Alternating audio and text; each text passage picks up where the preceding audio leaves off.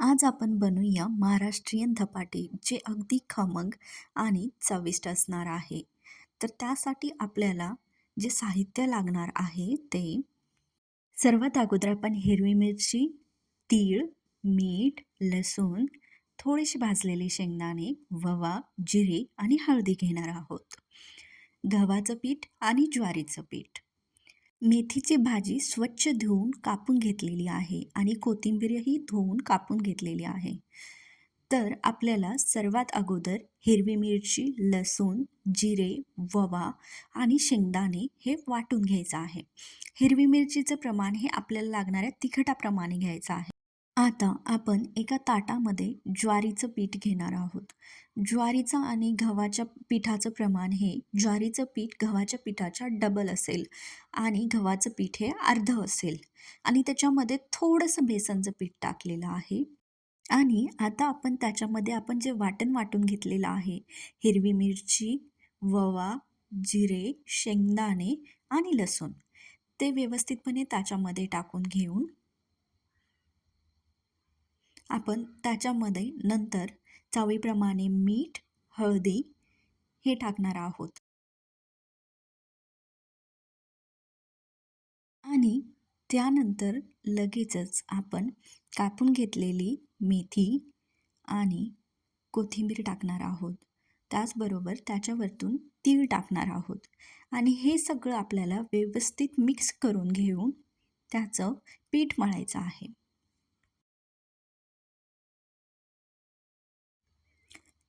त्यानंतर सर्व साहित्य व्यवस्थित मिक्स होईल असे मिक्स करून घ्यायचं आहे, जेणेकरून आपण जे वाटण वाटून घेतलेलं आहे ते सगळीकडे व्यवस्थित पसरलं जाईल आणि ते जागी जागी गाठी होऊन राहणार नाही. त्यासाठी असं दोन्ही हाताने व्यवस्थित सर्व पीठ अगोदर कोरडं असताना मिक्स करून घ्यायचं आहे.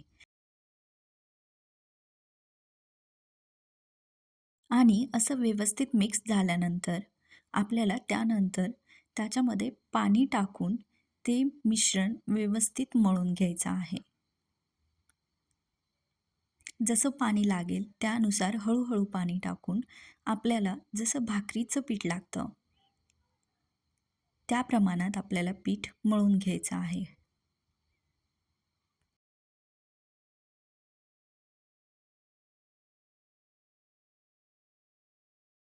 आणि व्यवस्थित पीठ मळून झाल्यानंतर गॅस चालू करून तवा गरम करायला ठेवायचा आहे.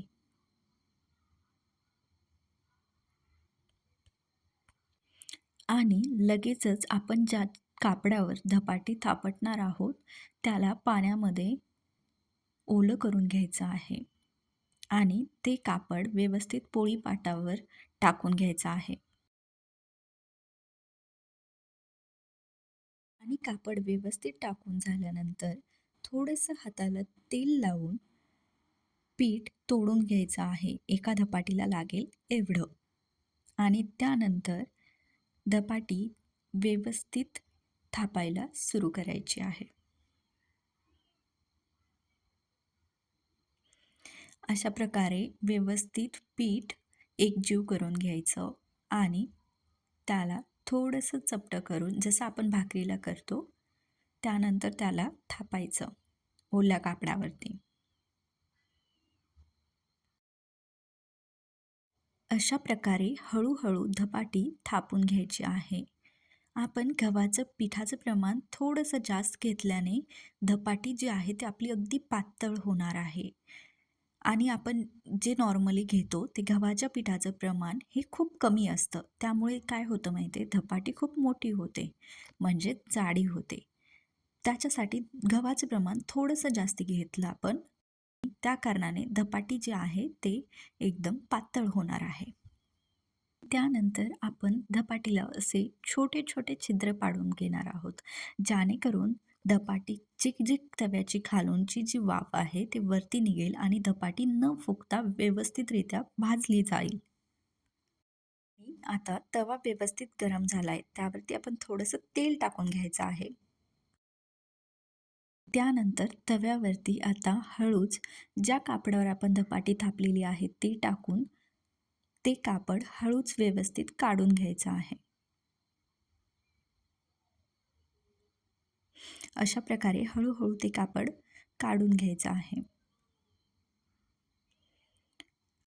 धपाटी हे मध्यम आचेवर हळूहळू भाजू द्यायची, जेणेकरून धपाटी व्यवस्थितरित्या भाजली जाईल आणि खूप खमंग आणि चविष्ट लागेल.